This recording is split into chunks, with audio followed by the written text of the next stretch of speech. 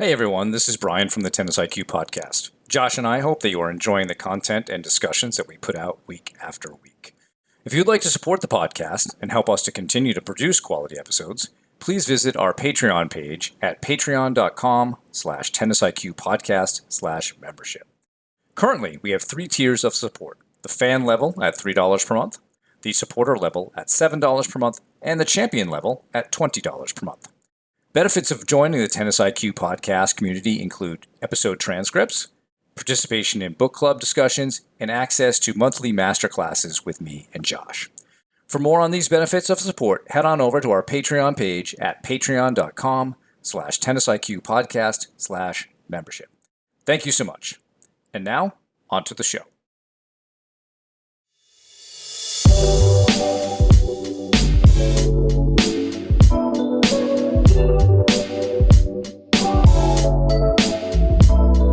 Hello and welcome to the Tennis IQ podcast. I'm Brian Lomax. And I'm Josh Berger. And in today's episode, we are going to dive into a different aspect of motivation. So we've talked about motivation in the past. I think today we may touch on some different pieces of it, which we hope to get your wheels spinning. We hope to get you thinking about maybe some deeper questions in terms of in terms of why you play. Why you play tennis in the first place, and we're going to look at some of the research in self-determination theory in particular. And just as a little bit of a background there, we'll start with sort of those 3 basic needs of competence, autonomy, and relatedness. We could talk a little bit about what each of those are, but also talk about sort of this continuum, which ranges from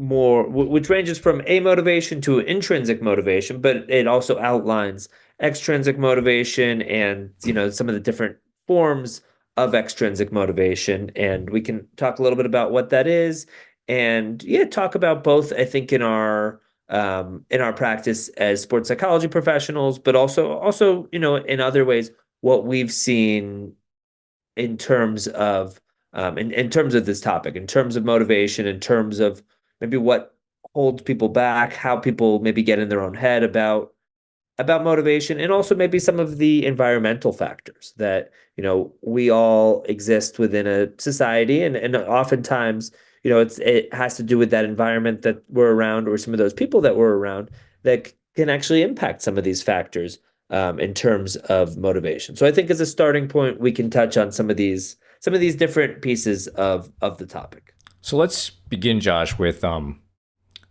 3 basic psychological needs that are underneath really the intrinsic motivation. You named them: autonomy, competence, and relatedness. And self-determination theory has a number of sub-theories. And this one would fit under that, and it would be called basic psychological needs theory. And the whole idea is that, once you're beyond the need for, say, food, security, safety, right? Those are really some essential needs, and if those haven't been met, then you have to work on that. But once you have that, once you are, you have your food, safety, security, love needs satisfied, then it's more about, okay, there are higher level ones, and so we'll call those autonomy, competence, and relatedness. And now, starting with autonomy, what is that psychological need? We all have a need to feel like we're in control of our lives.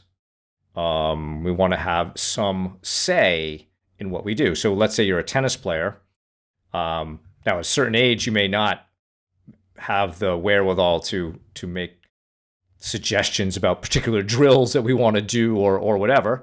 But throughout the life of a tennis player, we're getting hopefully to a point where a tennis player could opine about what they want to work on and what are some drills, right? So you want to feel like you have some say or some choice in terms of what's happening in the training environment, right? The motivational climate. So that's autonomy. And this is especially true at work. Many people have their need for autonomy thwarted in the workplace, whether that's through a boss who doesn't let you do something or just the overall environment. You may feel like you're always being told what to do and you don't get to work on what you want to do. Second is competence. So we all have a need to work on something that we're good at or we want to develop skill in. And tennis, for those of us who are listening today, is probably an area of our lives in which we have chosen to try to improve. And so we're satisfying that need to become competent at something. And there are probably many other things that everybody who's listening also works on in terms of the competence and feeling like they're good at it. None of us are really just one dimensional. We're just tennis players. There are probably other aspects. And then the last part is relatedness. We all have a need, and we have to understand this, that we are social creatures. We have a need to connect with other people, and that can occur through tennis as well. The people we play with, maybe people on our team, maybe a relationship with a coach, a relationship with family members. That all might be around tennis. And so these are important things, I think, to keep in mind, Josh, when maybe you're noticing your own motivation and maybe it goes up and down, and maybe notice what strikes you when you're not feeling great. How is the training environment? Do you feel like you have some say there, or is your coach always telling you what to do and never asking you what you want? Maybe you're really there because you want to just hang out with your friends, and maybe you're not seeing your friends, or maybe you're in an environment where the coaches don't let you talk to anybody and it's overly serious. That might not be fun, etc. Right? So you can look at these three things as a means of understanding your own training environment, and what might be different or better for you in certain situations than in others. And so I think we've just given people a way of looking at what's going on in their careers and understanding, hey, with these three things, autonomy, competence, and relatedness, now I can kind of look at things a little bit differently and understand them better. Absolutely. And I think, I think another way to think about it is you can think back to maybe certain times where you maybe haven't been as motivated, or something's gotten in the way, and you can think, okay, was it one of these three pieces? Was it the competence piece, right? Where maybe, okay, I'm striving for mastery, I'm striving to be the best player that I can be, but something was getting in the way, right? Maybe it was an injury, or maybe it was, maybe it was just as a slump, or maybe I just didn't necessarily feel as inspired to work on my game and to try to get to that highest level, right? So maybe it was that piece, or maybe it was the autonomy piece. Maybe I was on maybe for, I know, for a lot of adult players, they play for a USTA league team, and I know there can be different challenges there, or drama there, certainly. And sometimes there's a lack of autonomy where maybe there's a captain and making certain decisions, and you feel out of that decision making process, you feel like you can't just decide who you play with, or what position. And I know other people feel sort of that lack of autonomy in different ways, where Brian, you brought up the workplace setting, but I think that this happens in all different areas of life, where we want to be able to make choices and feel in control of our own life and decisions, and that sort of thing. And we can't. And that, I think that can be a challenge. So I think, as you look back, you can think about, was that one of the factors, or was it that relatedness piece? Was it that you didn't have that community? You didn't have that social element? It wasn't, I think for a lot of people, that social element is one of the factors that really makes things fun. This is a topic I've been thinking a lot about, and I think for most people, when they start playing their sport, they enjoy it. It's fun. It's, for a lot of people, they get to be around people they enjoy, whether it's friends or whether it's just other people in their group. But it's, I think the relatedness aspect, that community aspect can really make things fun. So I think another angle to look at it is, if you could think of times where maybe you've been felt less motivated or less inspired to play, was it one of those three pieces that was maybe missing in particular? Yeah, and I recently had a conversation with a high school coach. I'm going to go talk to his team in a few weeks. And he was telling me all about, and he's a girls coach, and he was telling me all about his team. And without even realizing it, he's describing like, well, there are two or three players who are they're really good, they want to get good, and then but the rest of the girls, they just like hanging out with their friends. And he was saying it as if like that's a problem. Uh-huh. But the reality is, if we look at this model of motivation, is it a problem? Because then he went on to say, but you know what? They're all great teammates. They cheer for each other and they're always loud. And I'm like, okay, this really isn't a problem. It's just whether we as coaches truly understand maybe the more dominant motive for why our players are there. And I think a lot of coaches, they make an assumption, maybe because it's well who they are, that everybody should be here to get better. And of course, and that's their main driver. But it's not. And understanding that some of your players are here to get better, if you're talking about like a high school team, and some of your players are here because they like the relatedness piece. They like being a teammate. They like being with their friends. And a tennis team is a great place to do that. Yep. Now, of course, you can then work with that group in a little bit different way. You could use different language with that group than the group that is, pursuing competence and mastery. The group that perhaps is there mostly for their friends, they may not be your hardest working group, and that's what this coach said. But could we also get them to realize, hey, you're here. Why not give your best effort? That's a good skill. That's a good life skill to work on. And, your best effort doesn't have to be, like you running a 4-minute mile, but try a little bit more, right? Let's get better at maybe learning to do some hard things, but you're still here with your friends. Let's focus on that. Let's be really good about that. Let's do some team unity stuff. And then maybe you talk to your other players who really want it. All right, let's work on this today. Let's really work on certain tactics or strategies, or maybe we could work on something technical. And that is a different conversation for that group. So I think the more we as coaches understand that our players, of the three things, one of them will be probably a little bit more of the driver than the others.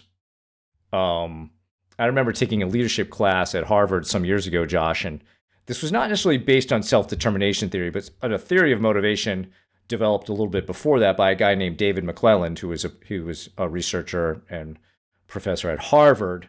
And he talked a lot about dominant motives, like that there are these three things, but one of them tends to be dominant, and people who fit a certain profile of being the best at what they do have certain dominant motives over others. Not that there's anything wrong with being dominant in relatedness or affiliation, but understanding the dominant motives of your players is important because it can help you talk to them better, connect with them better, know why they're here. And then, you yourself can then create a better environment for all of them, because you as the coach, you are the designer of the motivational climate that your players are in. And we would love for everybody to have a positive experience. So if you're more interested in mastery and competence, okay, we're going to work on that. We'll still work on being a great teammate, still work on you having some choice there. But I also know that you're really here to get better. If other people are there to be related, hey, let's take advantage of that strength of yours of being a great teammate, being a great friend. We're still going to work on making you a little bit better player. And we're still going to ask for your feedback on how we do things. So I think from a coaching perspective, and maybe even a parental perspective, knowing what really drives your player or players is an important part of the development process of your young player, but also of yourself, right? Knowing what drives you, why you go.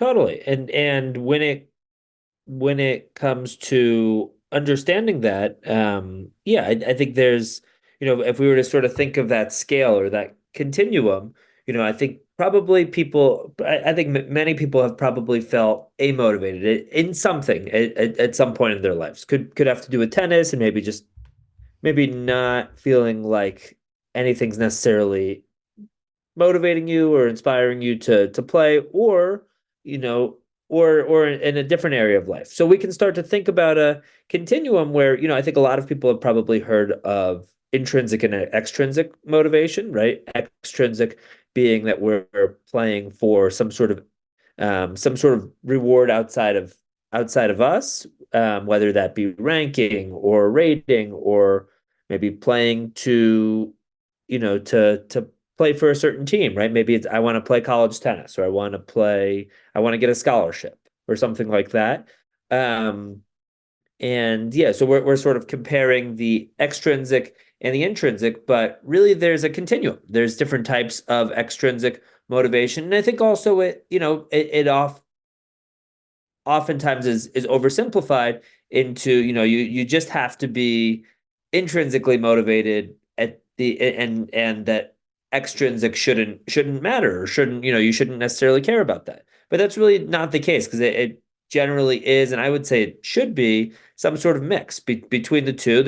There should be certain intrinsic factors that motivate you, that push you, that you really care about, in terms of, you know why, what is the satisfaction involved with playing the sport in the first place? Why is this inherently pleasing, or why do you enjoy it, right? Why is it interesting to you? But there can also be those extrinsic factors, in terms of, you know what what might that look like? What does that mean to you, in terms of, what are some of the rewards, right? People, there's nothing wrong with people being reward focused in certain areas, right? Whether they're playing for the money or the recognition, or some of these other factors, or the achievement aspect, and understanding that when we achieve things, others recognize us. And so I think, we don't have to push that aside and say that things have to just be intrinsic, but having some sort of mix, and really trying to be as clear as possible about what that mix looks like, or why we play in the first place, I think can be really helpful, so that we can orient things towards those driving factors. Yeah, and one of the things I do when I first started working with a new client is I have them complete an assessment called the Sport Motivation Scale. And they, when they fill it out, they have no idea, like intrinsic, extrinsic, and all these other parts of the continuum. And they simply rate themselves on a number of factors. And then I produce essentially a report that shows, basically how they rated themselves, and how it relates to the various areas of motivation based on self-determination theory. And if people are interested, they can just email us at tennisiqpodcast@gmail.com. Be happy to send you this, and then we can send you the report based on your answers to it. And so this is one of the first things I'll look at, Josh, is when they answer this. I want to see like what their motivational profile is, because as you said, we want a good, healthy mix of stuff, but the profile could also show maybe somebody's a little too much worried about outside rewards, and they're less concerned with the pleasure of playing the sport, the pleasure of learning more about the sport, or maybe they're more focused on, if they don't play, they feel bad about themselves, kind of thing.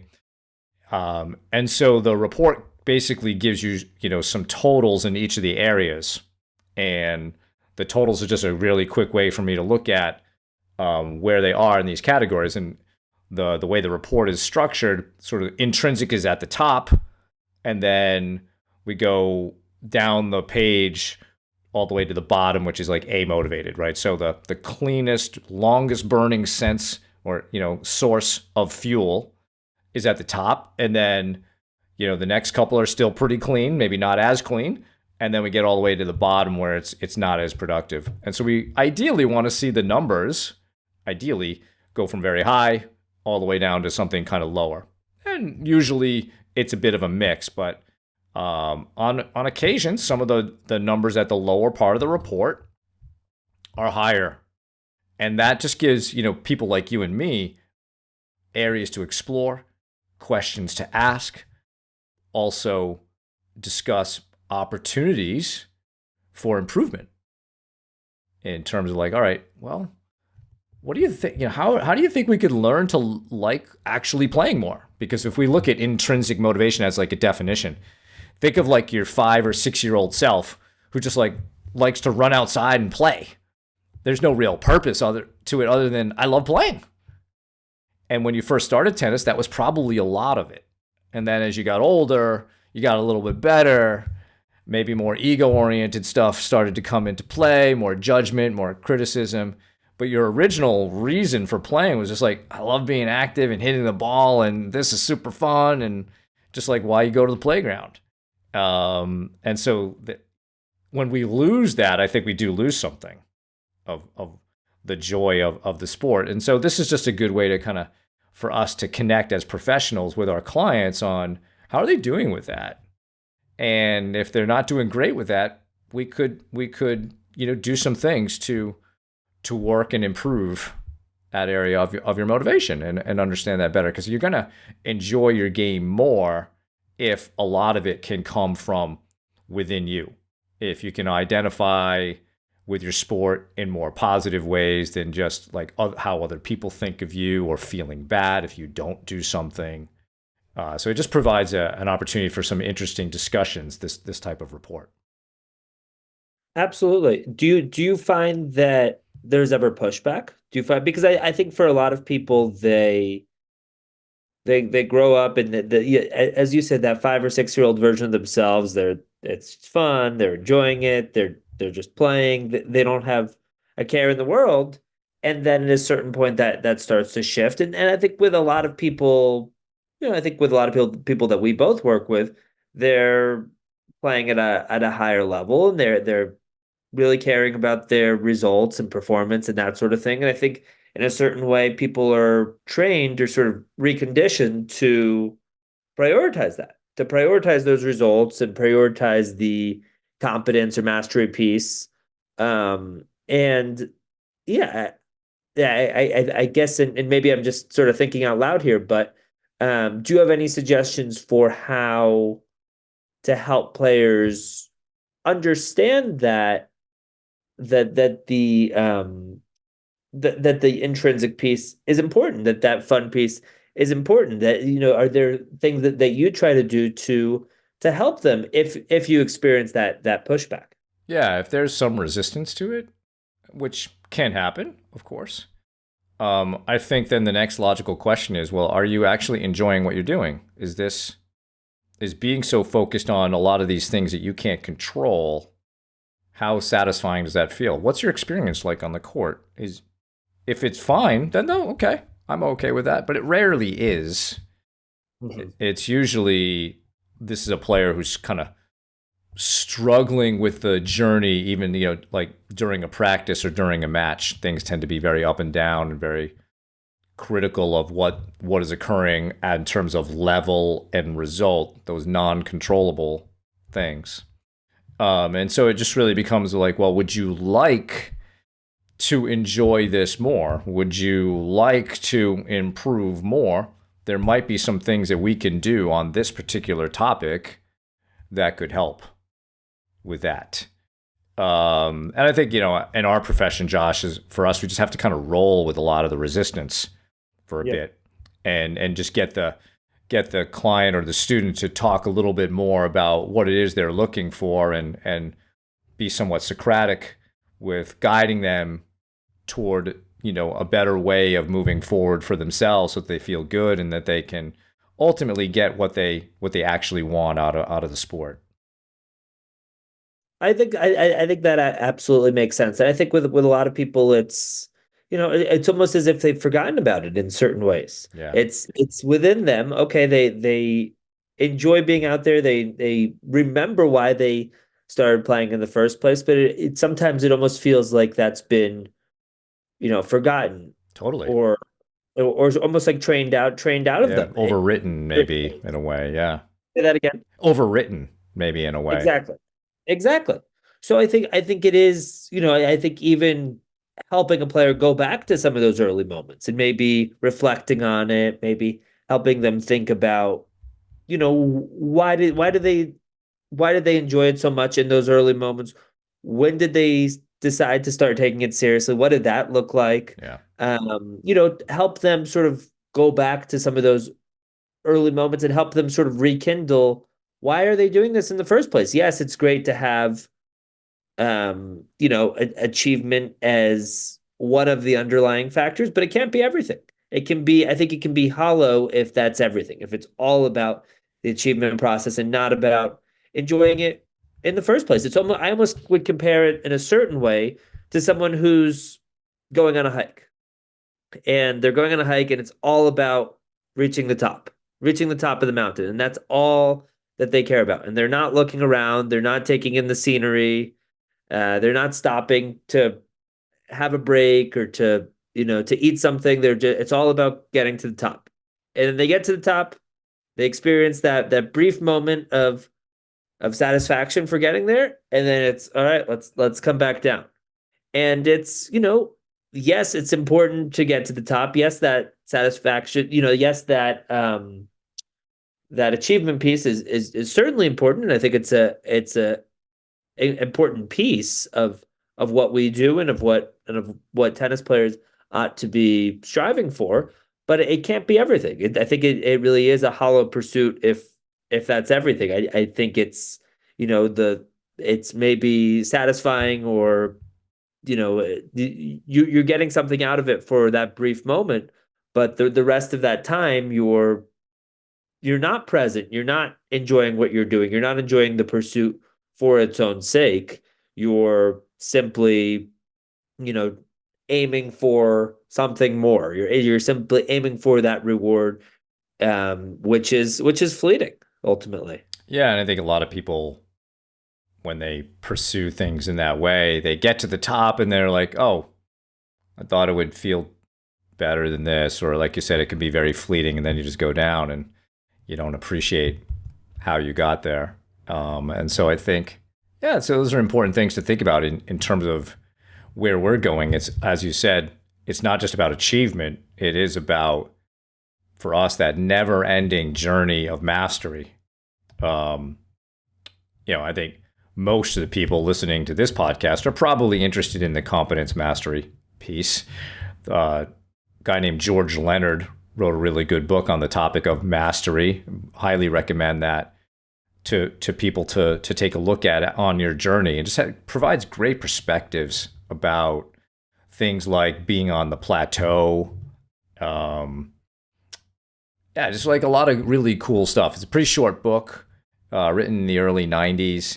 And if you are on that path of mastery, highly recommend reading that, because it isn't just about the achievement piece, right? Mastery is hopefully a lifelong journey. Now, you may not like always be able to improve based on your age and your physicality, but there might be other things in your life that you decide to pursue mastery in. Maybe you just start as a beginner with something, and now you're on a different path of mastery. And the whole idea is, as you said, Josh, to appreciate and enjoy what you're doing each day, that journey of learning and improving and feeling good with what you're doing. Maybe trying to tap into that kid in you that loves to do something just for the sake of doing it. And I think the more that we work on that ourselves as tennis players, because if we connect this back, Josh, to our definition of what it means to be competitive, the first priority is enjoying competing and playing the sport. And that's tapping back into that kid that loves to play games, that goes out there and wants to do it. And there's an egolessness part of that, is just to go out and do it for the sake of doing it and not having to worry so much about winning and losing and playing well and not playing well. It's that activity. It's hard to do, but the more we can connect with that, then the more competitive actually you're going to be, because you're enjoying this very hard thing to do. And if you're enjoying it, you're going to learn more, etc. Right? So, go back and maybe listen to some of our episodes about what it means to be competitive. That whole definition really falls, I think, very nicely in line with these basic psychological needs that we're discussing today. And to be competitive or to be maybe a great competitor is okay, am I doing everything that I need to do, right? Am I giving everything to that process? And it's a lot harder to yeah, I think you can if you're not necessarily motivated, I think you can do that for a period of time. You can be competitive, you can try to win for a period of time, but I think at a certain point you reach your breaking point. You say, you know what, I can't I'm recognizing that this isn't ultimately getting anywhere. I'm not enjoying this process. So I think having sort of that more well-formed understanding of what actually drives us is really important here. Because if it's all about if you don't necessarily have that well-formed understanding of your own motivating factors and you're competing and you're striving and you're trying to win and it's all about that, then ultimately I think for a lot of people they reach that breaking point. Yeah, and I just for my own career, yeah, my mid 20s, I think I was near that breaking point. And then yeah, around 26, 27, got a little bit reinvigorated in that process, through the tennis community, et cetera. And then when I learned more about this topic, Josh, it it helped me to create more of a purpose about what I was wanting to do with tennis, to want to make the second half of my career more about this journey and becoming the best I could be. Where the first half of the journey was very up and down and at times emotionally painful because it was all about playing well and winning and very ego oriented in that regard. And that's what led me to that point when I was about 25 or 26, where it's like, I think I'm going to stop playing. It just wasn't enjoyable anymore and I was getting nothing out of it. And thankfully I was able to stay in and learn more about this. And this has had made, quite honestly, all the difference in pursuing, a path of mastery rather than having to constantly justify myself with a win today. And so I think this kind of discussion and looking at something like self-determination theory can really be helpful to individual players to put them on a path of enjoyment, of learning and improvement more, and really playing for that longer journey. And it's such a lighter way of going about it, Josh. Like you feel lighter emotionally on the court. You're not weighed down by every little mistake you make or what every other person might be thinking while they're watching you. There's just so much emotional baggage that is now gone. And to me, self-determination theory and just theories of motivation have been super helpful in understanding that. I totally get that. And I think it's a more sustainable way of going about things, right? If it's all about reward and results, you know, ultimately you're gonna hit a roadblock. Ultimately, you're gonna have a slump. Ultimately, you're gonna lose a match where you feel like you never should have lost to that player. Ultimately, yeah, if it's all about the results, then essentially there's not a foundation that the entire process is built on because nobody's always achieving the types of results that they want to have. Where if instead, we're enjoying it, we like the people that we're playing with, right? And we get to choose who that is. We get to choose the setting, right? Whether that's a team, whether that's a league, whether that's clinics, whether that's you playing with your friends, right? Whatever that is. But if you're able to base that in something that's a little bit more stable, and I think we're bringing up other ways rather than just the external piece. Again, the external piece can be a piece of it, but if it's all based on that, then when you hit those trials and tribulations, that slump, that injury, whatever it is, it's a lot harder to keep going because it feels that you failed, because it feels that everything that you've been basing your journey, basing your what drives you on has ultimately failed because the results aren't there. It's all about the results, and ultimately you're not getting them. So I think having it, having that maybe deeper understanding leads to that that more well-formed foundation where you're able to, I think withstand those ups and downs and be more resilient and, and handle the different moments that are inevitable for a tennis player because everybody ultimately goes through them. And totally agree that it's still okay to like want to get a good ranking and all that, right? Like when I was ranked in New England and number one in different age categories or number two in the US, it felt great, right? That was part of the journey. And I enjoyed it. And I enjoyed it more because of like all the work I had done that went into that.